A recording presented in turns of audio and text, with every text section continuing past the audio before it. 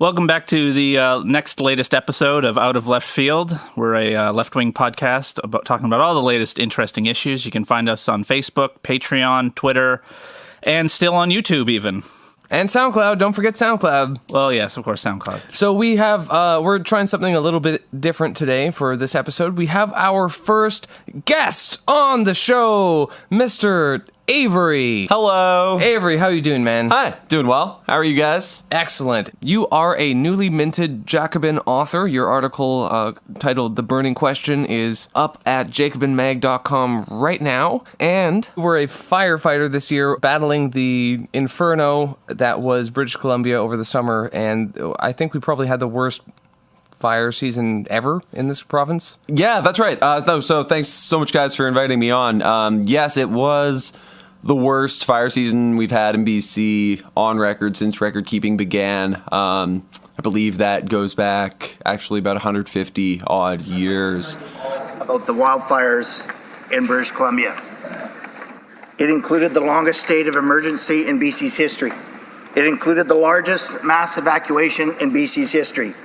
Thousands are still out of their homes. 1,262 wildfires have burnt over 1.2 million hectares.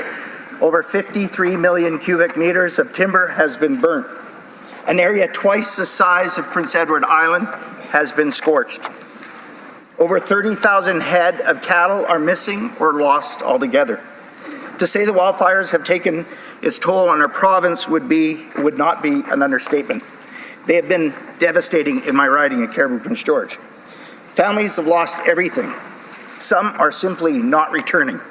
Businesses are struggling to recover, and some are just simply closing the doors. Now is not the time for partisan politics, but the Prime Minister's Ministerial Committee has not met with the mayors, regional districts, MLAs, or the MPs, or those left behind to somehow pick up the pieces. Mr. Speaker, we may not be on the front page of the newspaper or the top headlines in the news stories anymore, but now is the time for action. So both in terms of quantity of forest burned and cost, this was just a huge, huge fire year in the west side of the country. Well, it kind of goes with the general trend of just the environment being more and more clusterfucked as time goes on and global warming accelerates. So, first of all, cheers and salute. Thank you for your service, soldier, fighting the front lines. Here's to the one war that I do support. Yeah. There you go. Thanks. The war that keeps me in business, anyway. Yeah, that's the spirit. Great. Yeah. Are the fires still burning, or are they mostly taken care of at this point? Most of the intense fire activity has been dealt with. But it's funny when you're talking about whether the fires are still burning. You know, the province is always really reluctant to declare a fire 100% out. Right. There are even cases where you'll have fires burning deep under the uppermost layer of the soil for the entire duration of the fall and winter seasons and through into the early next spring. So that happens. There were definitely fires intense enough this year where they could be burning throughout the winter even and into next year. That being said, a lot of resources have been taken off the fires. The most active fires have essentially all been dealt with.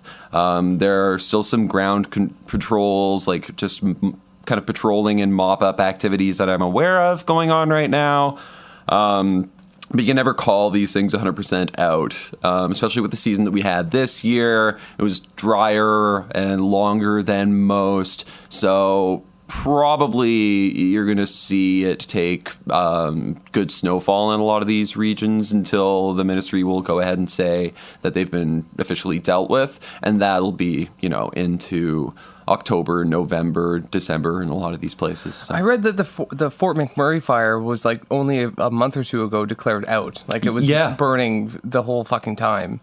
Yeah, and exactly that. That's a really good example. So that was a huge fire from last year, also in Western Canada. And, that similar sort of intensity was also seen in BC as well this year. So it could well be the case. Often people have difficulty thinking about how fires continue to burn in those kinds of conditions. But, I've had friends way up north in Fort St. John putting out fires and having to cut into frozen roots of trees to actually dig the fire out of them. So, yeah, fire can take to some strange kind of conditions. Well, so that is radically different from kind of what I've seen in the papers, or I guess the general impression that I get of there's a massive raging fire, and then there are firefighters like just heaping buckets of water onto it, essentially. Yeah, the media image that is put out there about firefighters, we're much vaunted and glorious. It's pretty far from the reality that you actually see out there on the ground, and that happens for a couple of reasons. So first, just the nature of the work. If you have a huge, intense fire that's, up in the treetops and moving really fast, there's no way you're going to be able to deal with that thing with ground crews. So the reality of what we do really is two things. Either kind of digging deep fire guard or, back burning to make sure a fire can't go past a certain area. So you're kind of guarding it off burning that way, or going in after a fire is already burnt through an area and making sure it's all the way out after it's kind of gone through its natural cycle. So, yeah, putting out hot spots, finding where the heat still is, where a fire could take off again, and making sure it's 100% out. Well, that sounds a lot more practical than the image that I have with firefighters. When I imagine like a massive wall of inferno, and you're like shooting water at it, in a last-ditch effort to save humanity, kind of. And so, yeah. It's a little bit more practical than that, I guess. It's a lot more practical than that, yeah. Firefighters don't really do much to downplay that glorious kind of image that they have in the public eye. And when you're working that job, going in and around of communities in the northern interior of BC, for instance, you do get a little bit of a hero's treatment. Understanding as well that a lot of the people that you're dealing with have, had to evacuate their homes, so it's kind of a natural thing.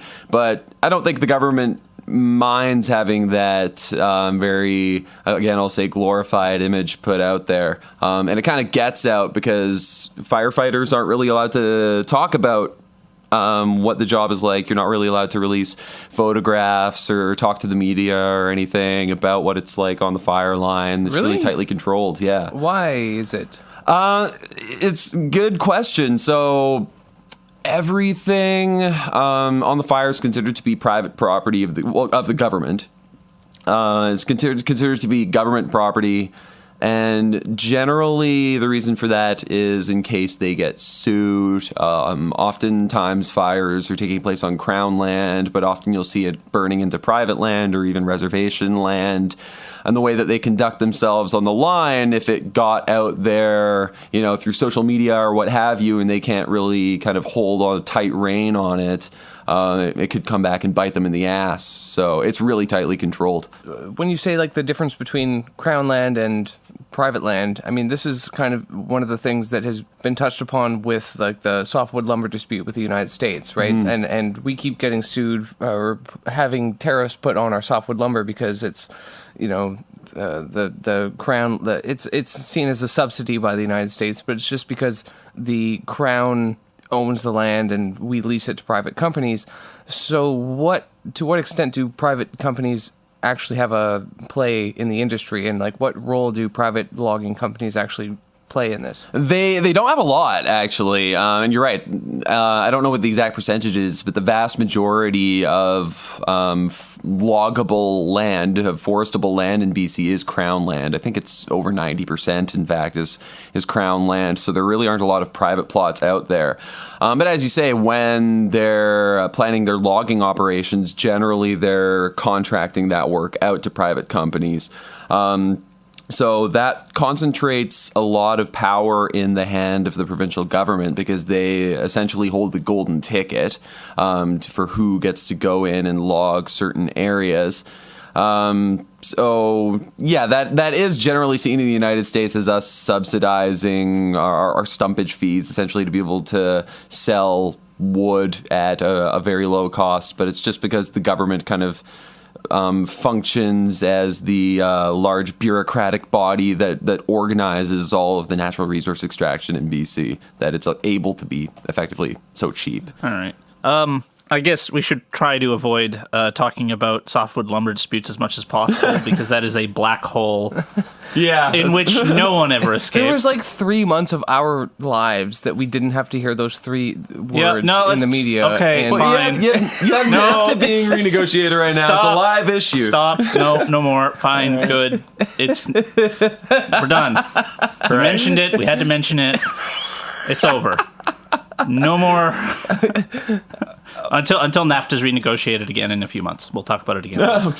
Right. So follow-up episode. So, I mean, we have in BC, do you think that global warming is like the major cause of the uptick in forest fires, or do you think it's because there's just like we've been preventing forest fires for so long and letting the underbrush just get bigger and bigger and bigger so that there's so much more fuel? Like have our efforts of trying to prevent forest fires just made the problem worse? I mean, it's definitely both of those things. Climate plays a major role, and I'll get into that a little bit. But, it also has to do with how forestry practices took place during most of the 20th century and how wildfire plays into that as well. Generally, you saw fire suppression instead of fire management was kind of the name of the game. So you'd put the fire out no matter what, pour all of your resources, all the wet stuff on the hot stuff to the extent that you possibly can to save valuable timber because you just didn't want to lose any timber at all. If you could manage it, it's a very profitable industry. So that was a major part of how we've built forest ecosystems now that are actually less resistant to fire. Because you got to understand, fires are part of the natural forest cycle as well. Fires are good for the forest. It regenerates things. Exactly. You see a lot of stuff growing kind of immediately after a fire's gone through an area. It's important for building up a healthy organic soil. So that's played a major effect. But talking about the climatological effects on the fires, you can talk at a couple levels, obviously very generally or very locally. So broadly speaking, as you see average increases in global temperatures, you see more temperature extremes and extremes in different weather events. Basically means you're going to have very, very dry conditions in some parts, very hot, and then, torrential downpours in others. So what we have been seeing in BC and in Alberta as well is more of these extremely hot, dry periods that have lasted for longer times. And the past few summers have been a testament to that. There are all kinds of other very localized factors in BC. So, for example, the mountain pine beetle is one that you can kind of hone in on. The mountain pine beetle has killed approximately 16 million of BC's 55 million hectares of forest. The way that they kill the trees that they infect, and they infect multiple species of conifer all throughout different forest ecosystems, they leave them dead standing. They basically chew just around the edge so that a tree is effectively dead but doesn't fall. So they just leave huge, expansive stands of dry fuel standing in the forest. Now, they actually have an antifreeze in their blood, glycerol, and it takes about 3 or 4 days of consecutive -30, -40 temperatures to kill them. Now, it used to be pretty common to get that in a lot of parts of the province, especially northern parts of the province where you see these massive coniferous forests. Right. But now it's less and less common. So just the annual die-off is becoming less and less of mountain pine beetle populations, which has allowed their populations to start to grow exponentially, actually. Still. Yeah.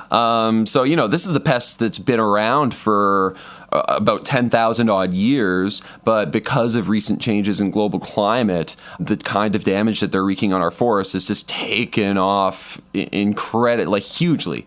Really. Just because of a small uptick in the average temperature. Yeah, exactly. So, the forestry ecologists in BC have been aware of this becoming a problem for about the last 10 years.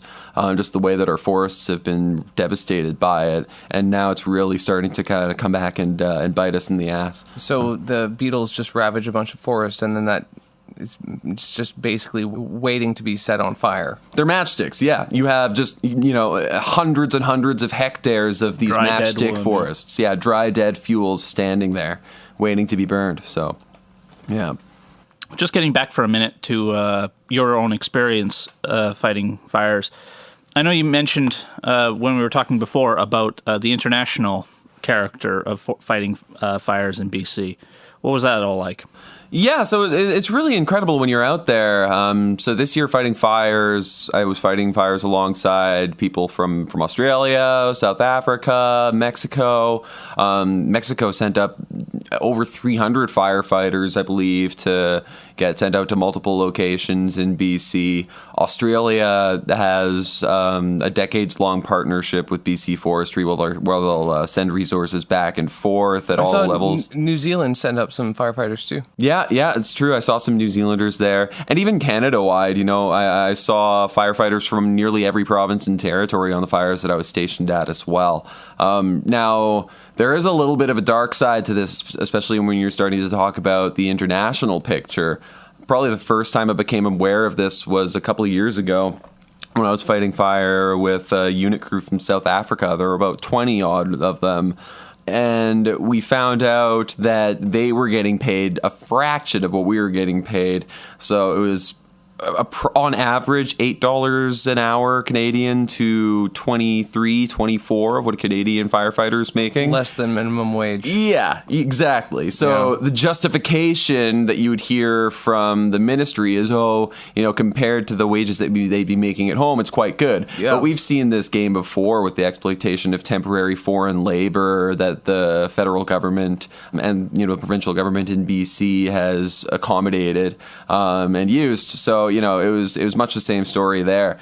And I think when news of that kind of got out to the local firefighters, it was definitely kept hush-hush at a certain point. But as the news started seeping out, it was bad for morale. And people started thinking that something was definitely up there, Well, yeah, I mean, if the guy, doing exactly the same job as you, right next to you, battling a blazing inferno is getting paid, a third of what you're making, that's definitely bad for morale. Well, especially when this isn't like working on a construction site where you can just be like, well, you work for a different company or a different business model or whatever, and you're just getting screwed. These guys are coming halfway around the world to get screwed out of their paycheck. Yeah. Going out of their way. Out of their way to do what is a dangerous job.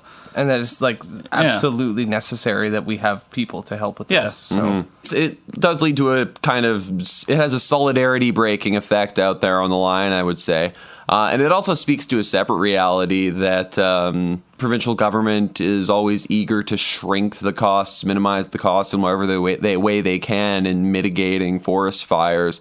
But the efficiency in the various ways in which they deploy their spending strategies aren't always very well thought out, it seems. Yeah. Especially when you've got... it seems quite often that the amount that's spent on fighting fires is the estimate for how significant they were every year. Yeah. That if we can save money, then that means this wasn't as bad a fire year as the last one. Well, there was a friend of mine used to take environmental studies at UVic, and one of her professors was saying that in the future, if we're looking 100 years down the road, because of global warming and just the differences in climate and rainfall and all that sort of stuff, the majority of British Columbia is going to end up looking more like the Okanagan than the sort of temperate rainforest that we see now. And he says, well, look on the bright side, we'll have bison, right? And I'm not against bison. I just ask anyone. I'm pro bison just like anybody else. But when those bison are coming over our borders, they're not bringing their best. They're bringing drugs. They're bringing crime. They're rapist bison, and some of them, I assume, are good bison, but... Fucking cut all of this. No. Yes. That's the best joke I've ever come up with. Oh God, the bison. Anyway, Well, that's a really great point, Ben. I don't want to live in a horribly arid BC. Well, don't worry. We'll just... Well, don't worry. It'll be like long after we're dead, probably. But That's the spirit. That's the environmentalist message. Don't worry. You'll be dead anyway. Yeah, Whatever. Right. Who cares about humans? Save the planet. Yeah. Wait a minute. Well, I mean, the planet's going to be there anyway, even if it's just a barren, rock. Bison-infested rock. Right? I mean, bison and dolphins just forming the new societies to populate the face of the globe. Well, there are a lot of environmentalists that would probably prefer that to humans. And there are a lot of environmentalists in BC, and it kind of boggles the mind sometimes how often environmentalism in BC seems to be the major issue everybody takes on, and yet when it comes to things like the forest fires, we've got the worst year ever. When it comes to sort of the actual environment of the province, it's getting worse and worse and worse. And while environmentalists might prefer that post-apocalyptic bison wasteland, the actual situation is that it seems to me, at least, that environmentalism is probably the most well-organized, well-supported movement in history, like activist movement in history, and yet it's kind of met with nothing but total defeat and failure. What is their position? I mean, I'm sure they're. Generally, I'd say, they're anti-forest fires. But no, what I'm saying is that the environment is getting worse in the province, and the sort of the playbook of the environmentalist movement has really nothing to offer but a bunch of kind of after the fact mealy-mouthed solutions like, oh, maybe we should be logging less, things like that. Whereas that's great, but when you've got 16 million hectares destroyed by pine beetles, and you've got so many other hectares destroyed by fires and all this other stuff, the actual impact that the forestry industry is having just doesn't even matter at that point. And yet the focus for environmentalists in the province is consistently on the logging industry and not the actual environment. Yeah, it's definitely a situation where I don't think that anybody out there on the fire line or any loggers that you would speak to would have much patience with the political message or the practical kind of activist message that environmentalists that your average environmentalist, and I want to generalize per se, could bring them. Yeah, logging has been a reality in BC for generations. It really kind of took off in a mass organized way, I guess, in the post-war period. So for the better part of 100 years, logging practices have kind of gone on in BC and been a major staple of the economy and our social productivity. It isn't a matter of just logging less, because, if you're logging on a scale with human need and not just letting what you're ripping out of the ground be entirely dictated by the value of timber on international markets, then you can actually take that out of the ground sustainably. And selective logging actually counter what the environmentalists might argue is good for forestry ecosystems as well. So they can't even really win on the grounds of maintaining ecological health. It's really about attacking that profit motive, which has led to rapid and massive clear cuts at certain periods, and then very stagnant kind of foresting at other periods that needs to be attacked. And that's not a structural kind of issue that they're prepared to address.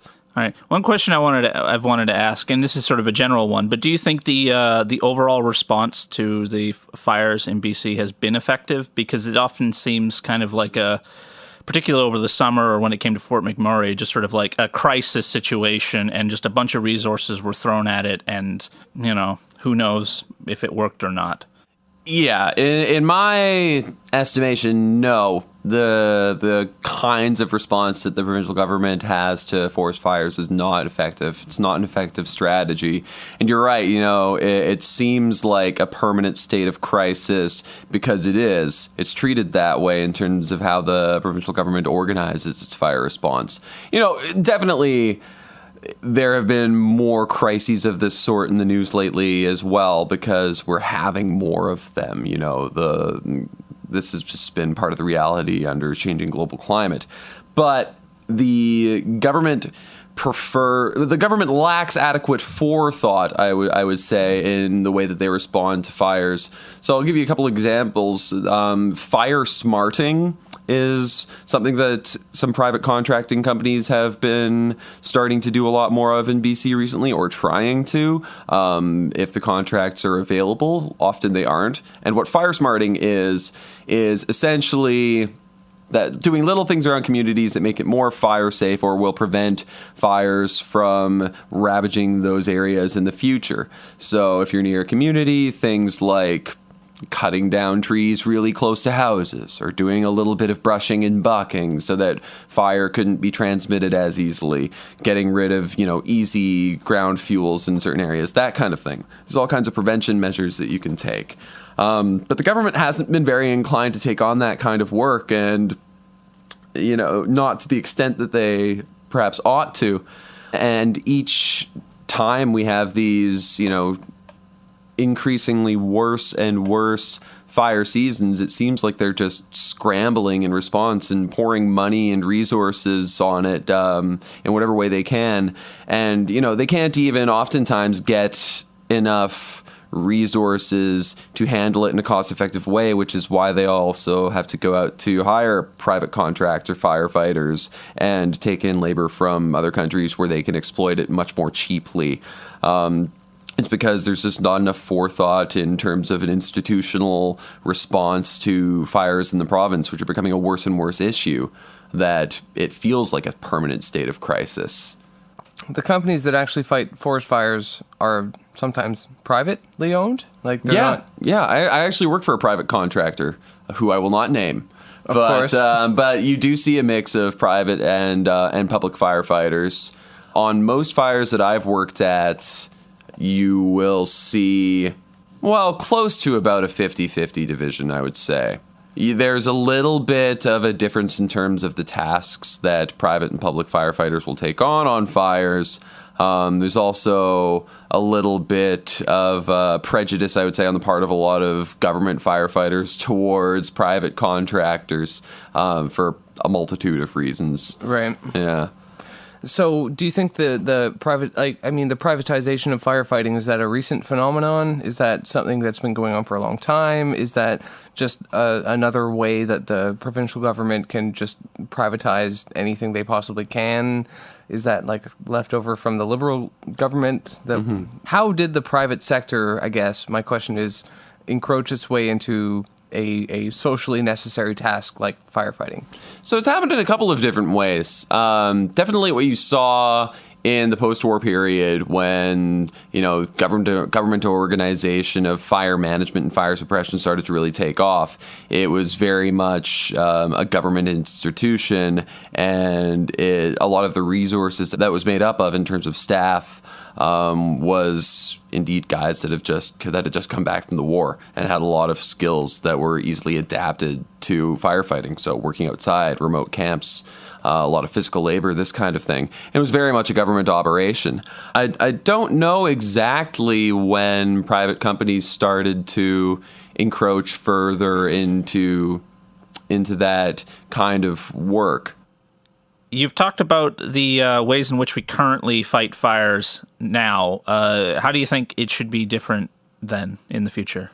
Yeah, that's a really big question. I would say definitely having a lot more forethought in our approach to firefighting, doing the kind of work that protects communities that may be at risk well in advance, instead of scrambling to get enough resources and mount an adequate response when it's already happening. And the government knows about a lot of the areas that have been assessed as a high priority, like Whistler has been tipped off as the area that could be our Fort McMurray terms of really? A community. Just, absolutely, potentially could be absolutely devastated by forest fires in the future. So a lot more prevention work needs to be done. I would say that the amount of funding that the government is willing to stump up needs to be increased as well. The resources are often just not available in many different ways when you're out there on the line. So with the intense fire activity that we were having this year, and I'd never seen this before, there was one day we were told that we needed to moderate our usage of water pumps because the entire province was out of two-stroke oil, which we require to run our pumps. So, this speaks to a certain lack of preparedness. And, granted, we had the most intense fire season on record. But you often see similar situations arising in terms of manpower. It seems at the start of each year, just from personal experience, the government is still struggling just to get enough ground crews onto fires. In terms of diversity of hiring as well, they often rely on private companies after school starts because many firefighters are students and go back to school. And this is something that happens each and every year that there hasn't been an adequate response to in terms of hiring and organizing their labor force. Wait. Are you saying that the province is basically depending on the fires to not get too bad until after school's over and not to keep burning into September? That's essentially what happens. Because, that makes about as much sense as if the province was like, well, it better not burn off of Crown land, because then who knows what we're going to do. It's a different border. It goes... This is making me wonder, though, if we're talking about, a private company that's engaged in forest fires, there's got to be some profit motive there. Oh, yeah. So, well, sure. That's the whole idea of a private company. That's why you run a company. Yeah, and so in this sense, forest fires are a profitable market opportunity. They're incredibly lucrative for private contractors. Why doesn't the government just use public firefighters? Well, wouldn't they have to hire them? Isn't that the problem? Here's the thing.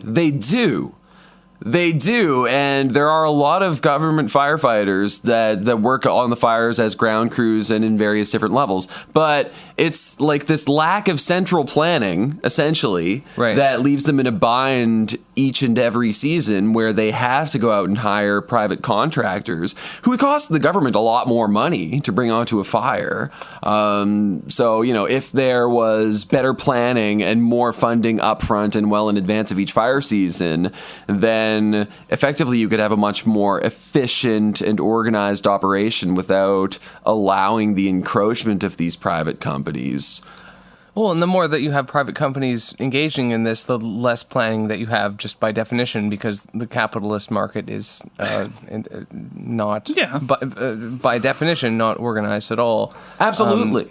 And I don't want to be too critical being that I work for a contractor, but it also has to be said that the level of training that contract firefighters get is often not to, well, they are held to a different standard than the government ministry firefighters are, but also how it's ensured that those standards are actually being met is a lot more lax. So you're seeing people without the same level of training in many cases, which presents safety issues as well as issues in efficiency and efficacy for how you're responding to the fires. So there are all kinds of problems with this increasingly privatized model that we're seeing. Do you think that the new NDP government is going to take a different approach than the Liberals did? That's an excellent question. I wouldn't want to. I see Mac laughing over there. I don't think so. I don't have a lot of confidence in that. A lot of the contractors that we do see would qualify as small businesses. And I think that if you saw a serious response to this, the backlash from small business community would probably scare the NDP off making some of those changes. But really, this would be like one of the times where small businesses really wouldn't have much to say. If the current government, the new government said, we want a coherent, larger, response to fighting the forest fires, and that means basically excluding profiteers from the model. I mean, what is the backbone small business owner going to say? No, I should be there making my wedge off of this disaster. I mean, this is like a perfect opportunity to sort of get rid of that obnoxious small business except that idea. the provincial NDP... I don't know if they'll do it. Well, in fact, I do know what they'll do. The provincial NDP is dependent upon the small business owner plus Green Party, so... Yeah. I suppose the Green Party's approach would be just whatever the most insane option is. Either do nothing. Forest fires are a natural part of the ecosystem, so just let these towns burn, or small business solutions, et cetera, et cetera. Well, no, I think the Green Party would be like totally on board with the small businesses like fighting forest fires. Like sure, subcontract it all out.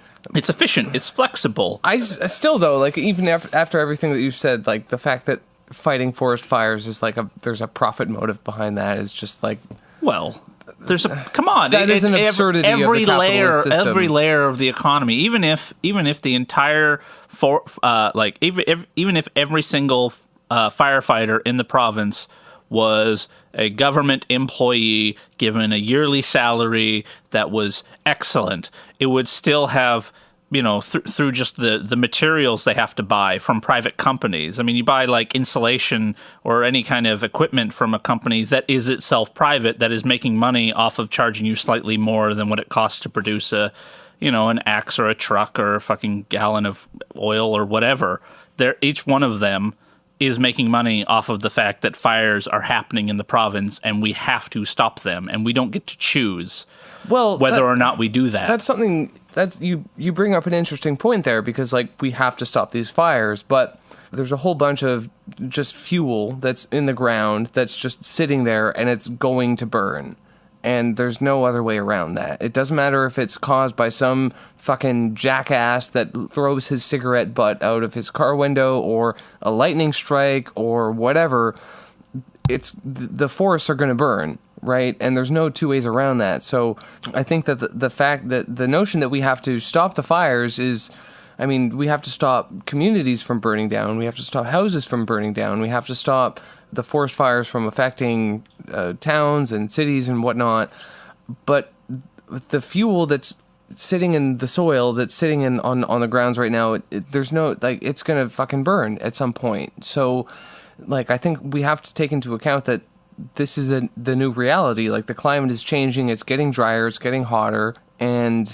we can't actually really stop this in the long run.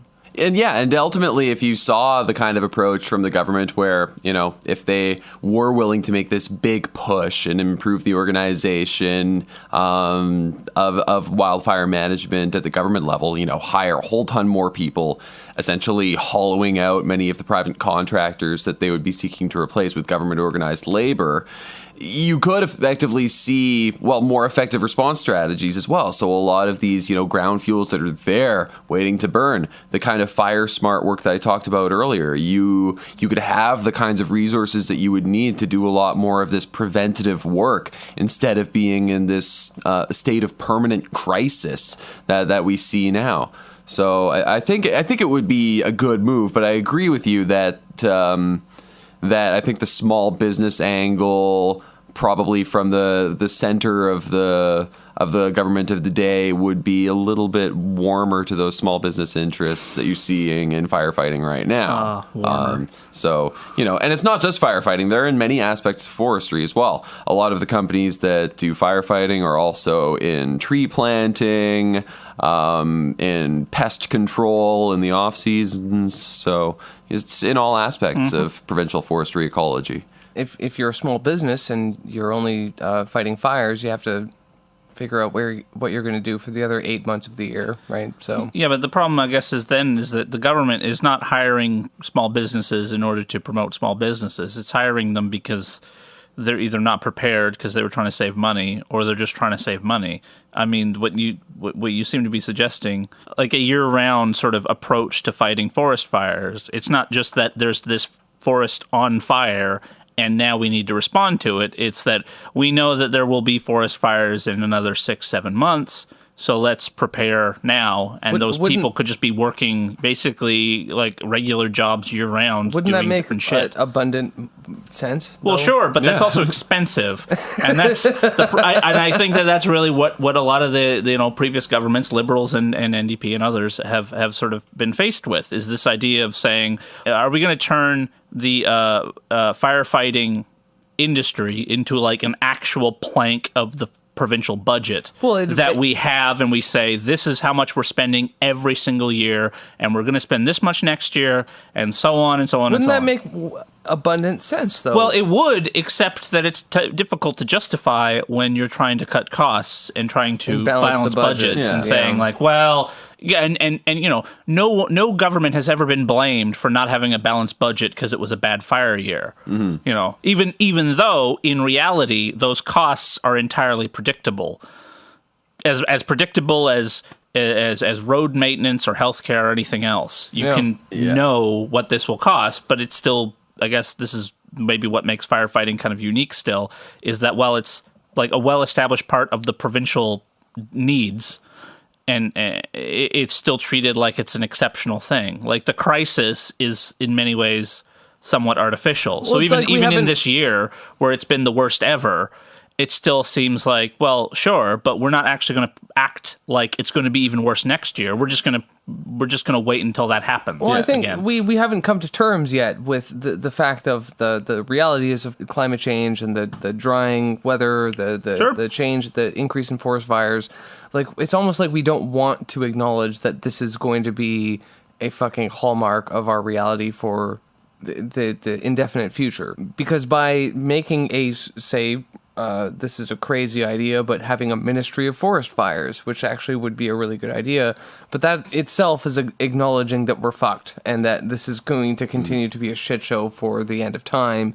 And we don't actually want to... Well, it's like we don't want that to be the case, but it is. Yeah, so the Ministry of the Wildfire branch was actually recently subsumed under the General Forestry Ministry as well. So it used to exist, but it doesn't really exist anymore. But you're right that there's this collective failure to acknowledge this new climate reality that we're living in, and that's, you know, laid the grounds or paved the way for this inadequate response that we're seeing now. And you know, in some ways, the government wants to have it both ways, where, you know, they do put out a budget for what they're going to spend on fires each year, but it's woefully inadequate each and every year. And it's not like halfway through the fire season typically that you hear, oh, you know, the government's overspent its budget. And then it continues to go over by another $100 million.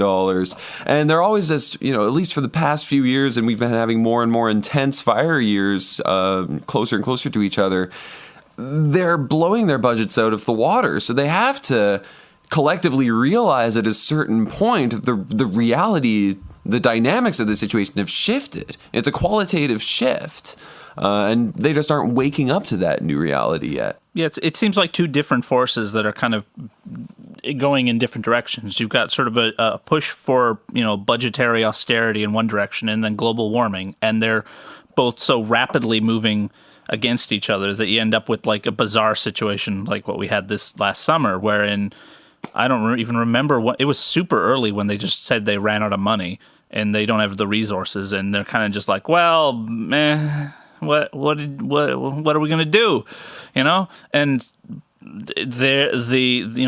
the province just sort of throws up its hands like that, it really does create this sense that this is a crisis and not like an actual yearly problem. I mean, I agree that global warming has exacerbated the situation, but for God's sakes, we've had forest fires for as long as we've had forests in this province.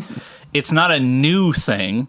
It's just gotten a lot worse in the last couple of decades, and our approach to it has gotten a lot more disjointed in the last couple of decades.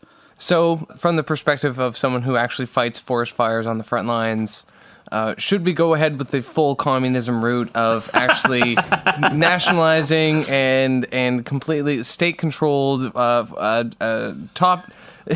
or a state-controlled, organized method of combating forest fires? You know, like, is that the best way forward? Obviously, the answer is yes.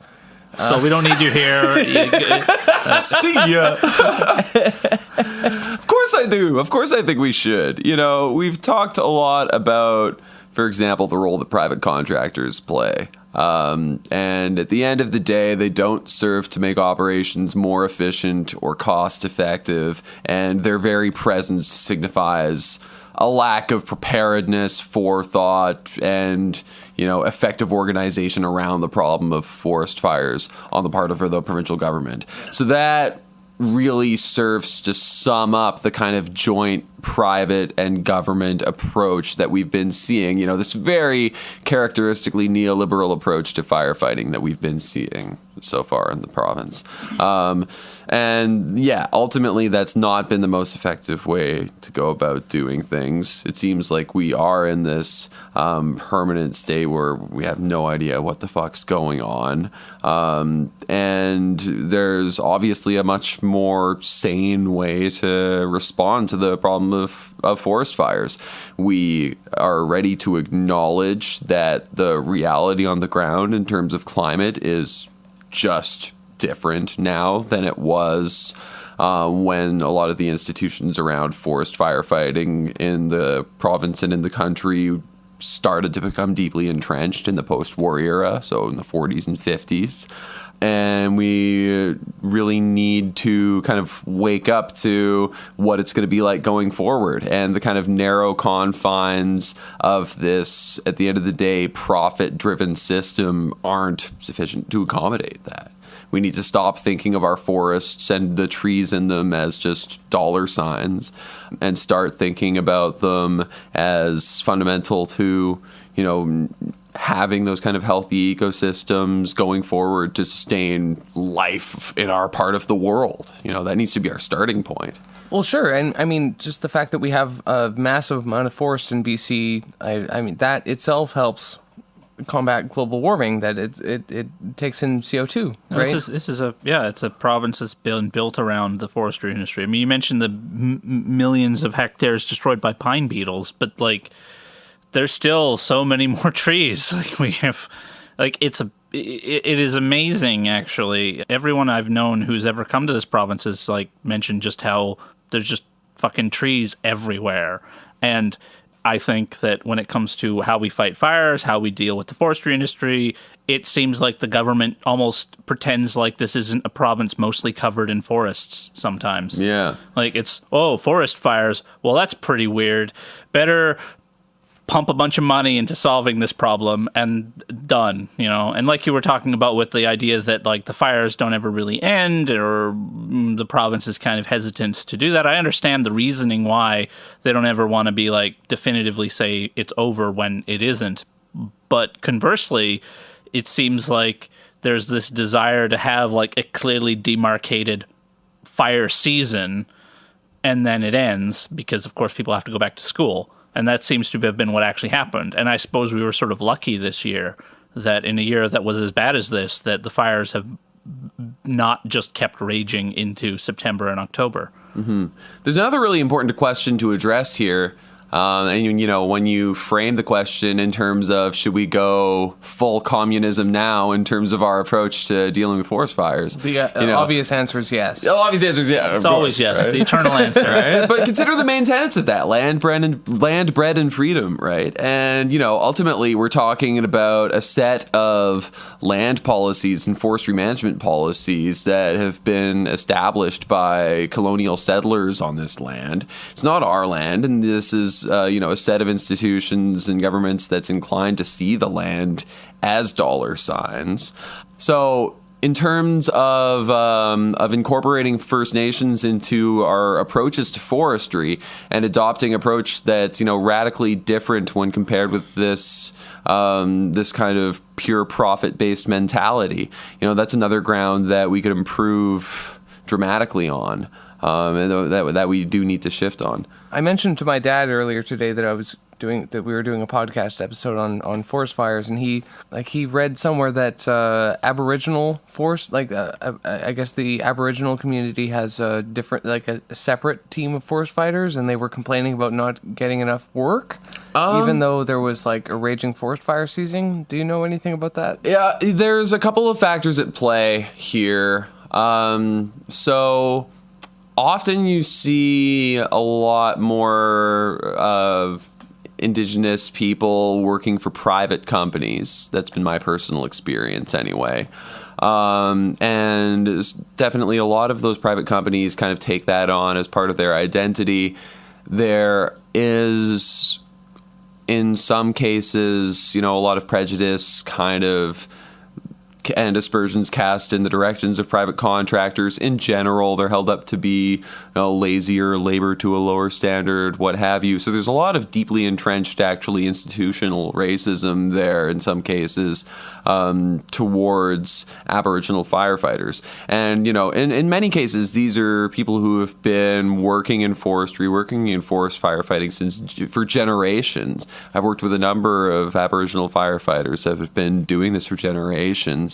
And they have a characteristically different relationship with the land. And that's a kind of perspective that I think that the government is really going to need to open itself up to. There's been so much talk lately about, reconciling with the past and fundamentally changing our relationship with First Nations in this country.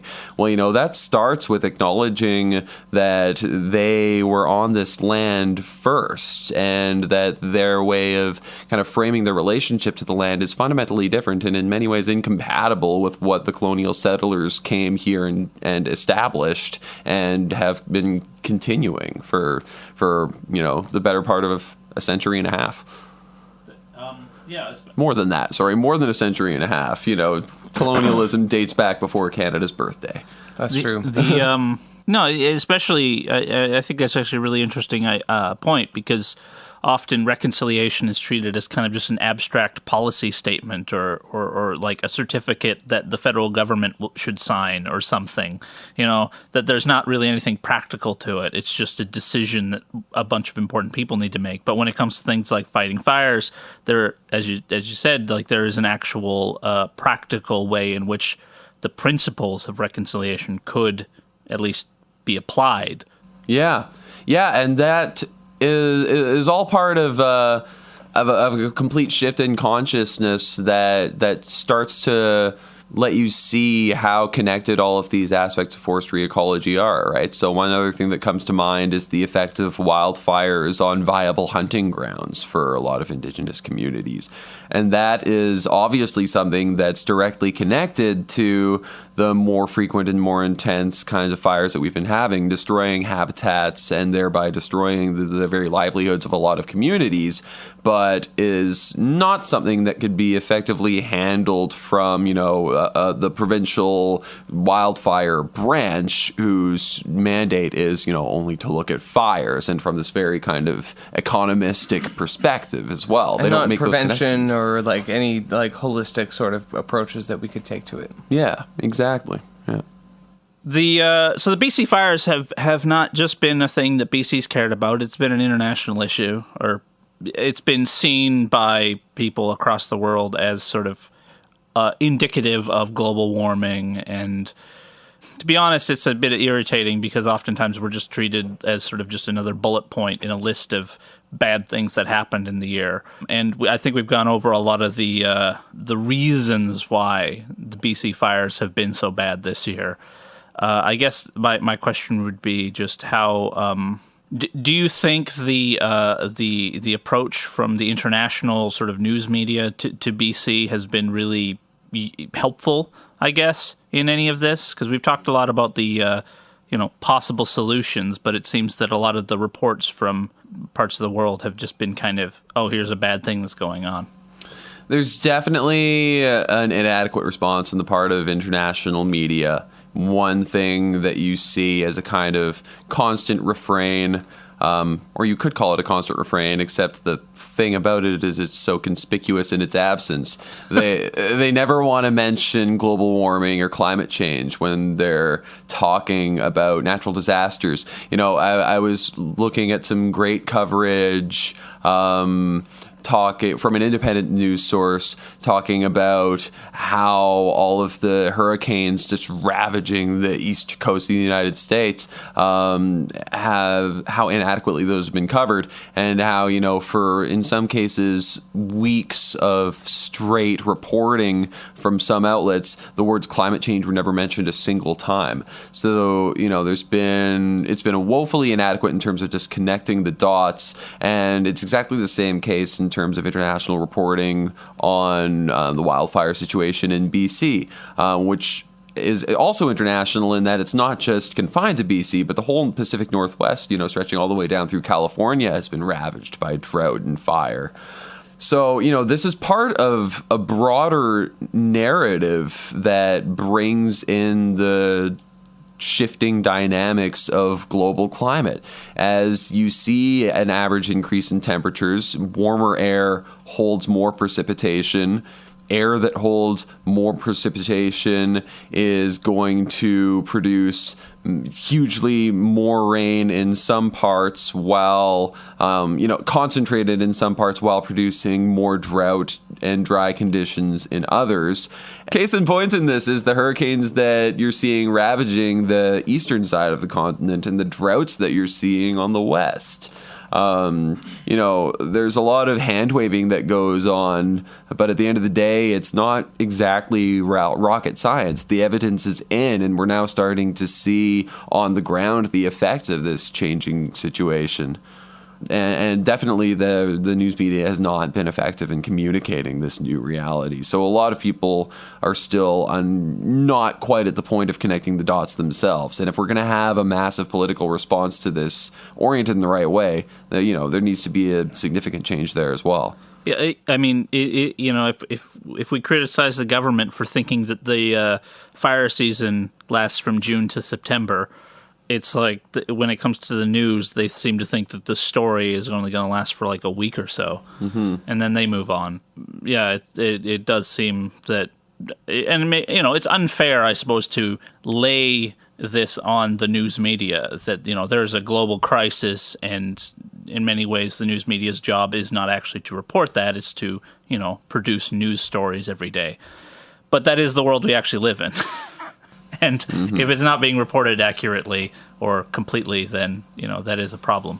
Are we at the point where an adequate response to the forest fire situation has become a transitional demand from a Trotskyist perspective, where capitalism itself cannot adequately respond and contribute to the solution to... Capitalism is incapable of dealing with the actual physics of the climate of this planet. Yeah, where, we actually, if only wood burned at a lower temperature, capital could deal with it. Based on what you've said about, the encroachment of private industry and the firefighting industry, that we cannot actually have an adequate response to forest fires without socialist revolution and the dictatorship of the proletariat.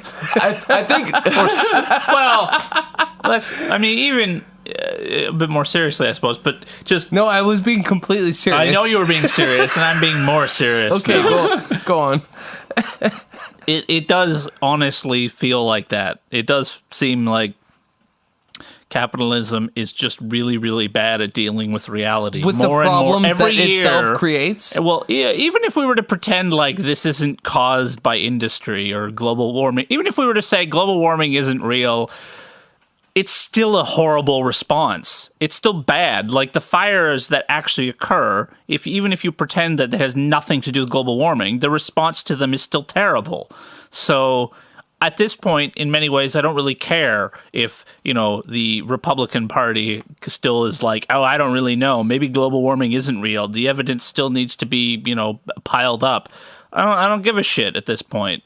There are fires happening. Answer my question. And I'm saying, is it a transitional demand? I don't know, and that's worrying. I would prefer an economic system that is at least able to deal with the world as it actually is, and it seems that capitalism is less and less that system. I'll give you an answer. We can frame it as a transitional demand. Okay. Insofar as there is this, current political imperative to make good on the demands of truth and reconciliation going forward with First Nations. It's a transitional demand in that way because we are fundamentally needing to address these questions of land sovereignty and traditions and practices that have been here for millennia before colonial settlers ever landed in North America. Right. Becoming more open to the traditional practices of many First Nations, coastal First Nations included, can really improve our fire response, and that's fundamentally folded into the questions of land and freedom that we talk about when we talk about transitioning past this decrepit, shitty capitalist society that we live in. Which can get fucked. Which can get fucked, right? So, there's no shortage. You can cite any number of examples. Many coastal indigenous peoples across Canada are focused on the importance of our responsibility to the future. So intergenerational responsibility for the future, which is immediately connected with responsibility for the land and ensuring that our practices of living off the land are sustainable. So definitely in terms of honoring those traditions as a condition and as an emancipatory project for all, I think can be framed as a transitional demand. And on the part of workers as well, because as I mentioned, so many of those who work in this industry are themselves First Nations as well. So it would be a really potentially important place to focus that kind of agitation for a transitional program and in connecting those perspectives. So I think that there's a huge element there. Yeah. Fucking right. Fuck yeah. Fuck yeah. So the war against fires is just one small front in the general class war that we're all sort of fighting. So if you had, to summarize, I suppose, what kind of advice would you give to people who want to see the province not be just burning into the ground in the future? Wow. Well, okay. It's an open-ended question. One thing. Well, okay. Maybe I should rephrase that a bit differently. No. It's all right. Here. Did you want to rephrase it? No, it's fine. If you can answer it, that's great. I think I can answer it. It's hard to focus in on one thing, but if I could focus in on one thing, it's being conscious of how we're carrying out our agitation and who we're trying to connect with. So if we are talking about the demographic for whom it's very important that BC's not just constantly on fire and in a permanent state of crisis in the future. So everyone? But yeah. I'm thinking in terms of the people more awake to this reality. We're generally talking about, young progressives, maybe left-minded folk, people like the audience of your podcast might be. I don't know. Yeah. Tried to figure my audience out. It's really important to raise consciousness among the sectors of the workers who are immediately engaged in the reality on the ground. So, one connection that I've been really trying to foster is you have a large proportion of forest firefighters are students. They're often people who, from a theoretical standpoint, are on average more alive to the ways in which changing global climate is affecting the kinds of fire seasons that we've been having, are more alive to and critical of responses by the government and their shortcomings.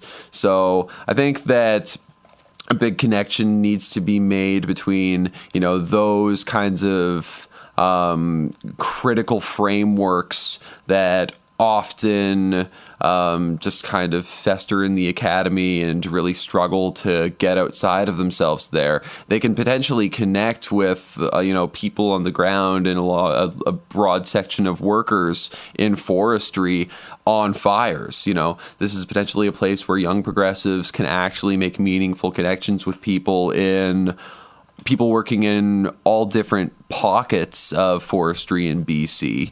And I think that's a really important critical connection to foster and to have those conversations. So the kinds of conversations that we're having here, I would love to see those conversations transposed into, remote fire camps out in the bush, around the smoke pits or what have you. So, if I could give one critical imperative going forward, I think that would be it. These conversations need to be had more frequently, and in the places where they can make a lot of difference as well to people who aren't regularly hearing them. Also, we should nationalize everything, and the forest firefighting industry should be part of the government, publicly owned economy, and we would do well to move past this mixed private government approach to firefighting. Patchwork quilt kind of. Yeah, exactly, that we've adopted here, which, as we've covered, is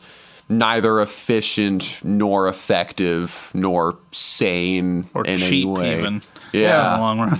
Yeah, so it just makes sense to move past that. There's a lot of work to do, I guess, when it comes to fighting fires. And at the very least, we've got a few months to hopefully come up with a more sane plan for the next fire season next year. Hey, and we have an NDP government that is totally going to look at that. Think about it. I hope so. Consider the issues. Yeah, well, whatever. There's a lot of fires. There's a lot of issues. Let's play some pool. A lot of fires to put out. Yeah. All right. That was good. That's good. Was that fun? Was that all right? Yeah, well, I should say...